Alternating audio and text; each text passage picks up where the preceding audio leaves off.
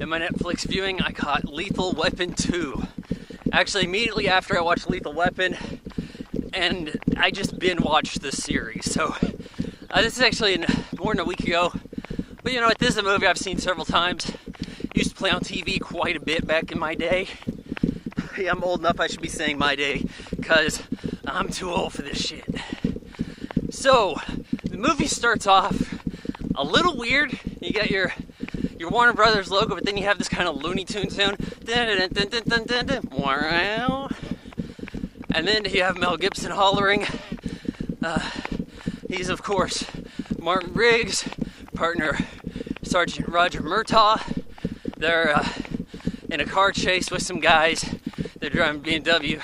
This is, of course, another one of Murtaugh's wife's cars he's going to wreck. It's brand new, but it's going to be destroyed. So they're pursuing these guys, and you know, there's a shootout. Stuff happens. Guys get away. Car flips over, though, and there's gold coins popping out of the trunk. Rant. I actually had one a few years ago. I had to sell it because YouTube didn't pay shit. And I have Obamacare where all my money goes. Obamacare, student loans, and every once in a while I get to eat something of my choosing. So, that's the way I live. And doing this, well, these guys get away on helicopters, you know, they've got some pretty serious hardware. There's not much information that can be dug up on this, but we do know that these guys could have gotten away with all this had they not prodded Murtaugh. Holy shit, there's some giant mushrooms. You guys see that? Epic. Those are probably the kind you can lick and see colors. So, they break into Murtaugh's house. No cop has his house broken into more than Roger Murtaugh. They break into his house, tape up him and his wife, say, hey, this is a warning, Kaffir. Yeah, I guess Kaffir is N-word in South Africa. I mean, you really don't hear it anywhere. I think it's one that we're not supposed to know about. So, that happens, and we have, you know, he's like, no, I'm not going to just let this die, right? But they, actually, Riggs and Murtaugh are assigned to go look after this guy Leo Getz, played by Joe Pesci. This is the first movie where he's introduced to the series, and he's a good character. I like Joe Pesci here. Okay, right? But he launders money, and he laundered like $500 million for these guys. These guys turn out to be, I don't know what exactly. I think they're dealing with some drug trade, but they're South Africa ambassadors, so they're above the law, diplomatic immunity. And so this makes things pretty tough for Riggs and Murtaugh try to get in on these guys. Now you'll notice pretty early in the movie we got Mel Gibson over at his pad, and he's watching like Three Stooges, and that stuff gets worked into the movie. A lot of nose get, you know, doink. He does a few things like that. He makes the sound effects, and he does that a little later on.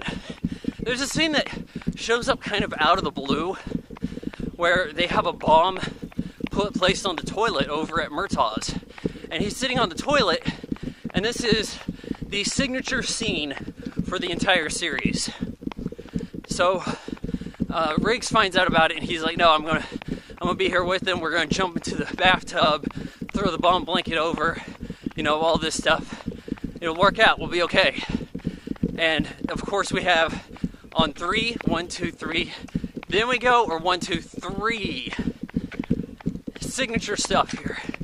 I think this one scene by itself is maybe enough to give Lethal Weapon 2 the cred over the first one.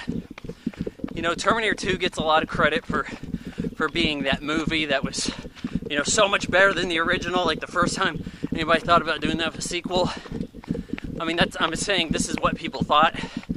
And yeah, I know a lot of people like the Terminator, but Lethal Weapon 2 is a sequel that is not dropping the ball. there's maybe a little more action here. The bad guys seem to have bigger numbers, more serious stuff for that matter. The main dude, he's quite imposing with his accent and stuff. I think you see him later on in Bill and Ted's Bogus Journey, where he's the enemy in that movie. As if you sound like this guy, you just can't be a nice guy. Well,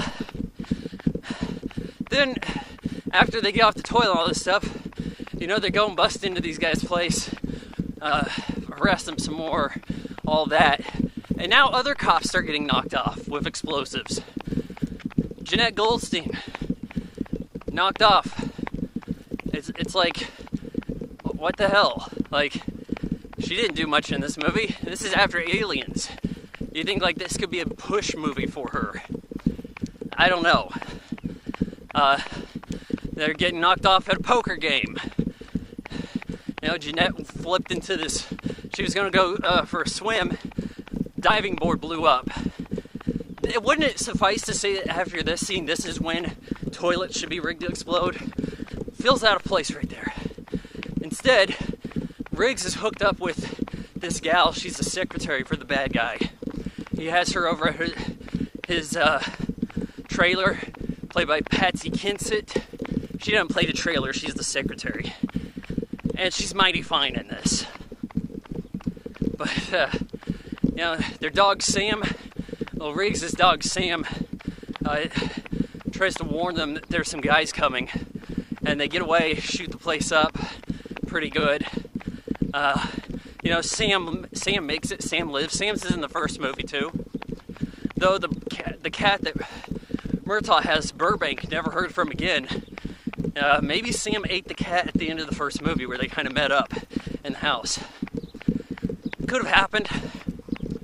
Well, as Riggs is about to drop this babe off, they both get captured. You know, Riggs gets snuck up on in typical action movie fashion, hit over the back of the head, you're knocked out, that old shtick. And this guy says, hey, I know about you. You know, I was ordered to kill you one day. Instead, I killed your wife. I like the way that was brought in. I realized this wasn't the plan from the start. You know, original writer Shane Black is in on this, but there's some other people credited too. And I think after this point, he's only credited for characters in the series. And I think he wanted Riggs to die here, actually. Because you actually have a bit towards the end where the music is quite ominous in that fashion. But this guy, he's like, yeah, that car wreck wasn't an accident. And there's some mention of how she died in a car wreck in the first movie. And then the whole story is elaborated on more when Riggs is talking to Trish Murtaugh. So, you know, this guy's got to pay. But, oh, wait, killed Patsy Kensit, too. Yep, drowned her. Well, Riggs gets out of the water from this whole drowning situation where he dropped him in. And, you know, he's ready to go to town on this guy. Now, by the end of even the first movie, it's revealed that, okay, I'm not crazy. You know, maybe just a little suicidal. But Riggs gets unhinged here. You know, he goes a little off the deep end. He gets into his truck. He tells Murtaugh, hey, when you get my signal, unleash hell on these guys. Well, what's your signal? You'll know when it happens. And it does. Like, he tows, well, he gets like a winch or something hooked up, or a chain hooked up to the stilts of this guy's stilt house, where the ambassador dude lives with diplomat community shit, and pulls the stilt down and the whole house goes. It's a really cool scene. You know, you got some pretty good car chases in this movie as well. And it's pretty slick. It's got that R rating you want. It's definitely a solid ass R. Pulls the house down, but they have to go get these guys on their boat where they got this big shipment shit coming in. Murtaugh and Riggs get in one of the containers that's getting lifted on the boat. They're sort of trapped. They drive a car out of it, and there's this wonky slow motion shot of this car crashing, and you'd get wonky, weird, fuzzy slow motion shots throughout the whole series of this movie. It happened in all 4 of them. I was careful to note it. Even though there's a scene in the original where Riggs has to try to talk a guy down from a balcony he's about to jump. And when they do jump, yeah, the handcuffs break and they end up holding hands like a bunch of girls. But it's in smooth slow motion. So they shot that at a higher frame rate. Anyhow, they're shooting the bad guys up pretty good. Riggs gets into a bit of an altercation with the guy he's got a chief beef with. But just before that, he's shooting people up. And you hear a little line of dialogue that he said earlier about all the cops that were killed by these people.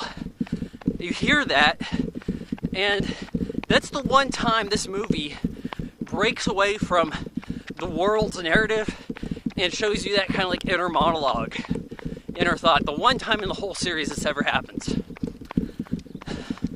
Has a fight with the guy, he's whooping him pretty good. Ends up dropping a shipping container on the guy. I'm pretty sure that kills you. And then he gets shot to shit by main bad dude. Diplomatic immunity. Murtaugh sees this, shoots him in the head. It's just been revoked. So Murtaugh gets the final kill. Good job, Murtaugh. And we hear knock, knock, knocking on heaven's door play.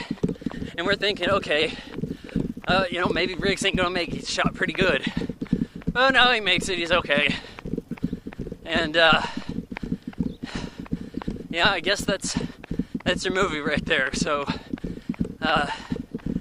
Lethal Weapon 2, there's probably a scene towards the end there I forgot about, but Lethal Weapon 2, I think it has some really good qualities to it. I forgot to mention the music in the first movie, but the music in the first movie actually does something different than the rest of the series. There's that cool saxophone. That stuff plays largely for Murtaugh in the original movie, so the sax is his instrument. That's representative of Murtaugh, and when a scene connects to Riggs, it's guitar. So there's a clash there, saxophone and guitar. After that, though, they're both kind of together in a sense that you just hear it randomly whenever. And I like the music, I'm just saying, maybe it's a little better in the first movie, or more thought out. But overall, I like this movie a little bit more. Not enough to go a full, half star up by any means, but, I'll give Lethal Weapon 2 3 out of 4 stars.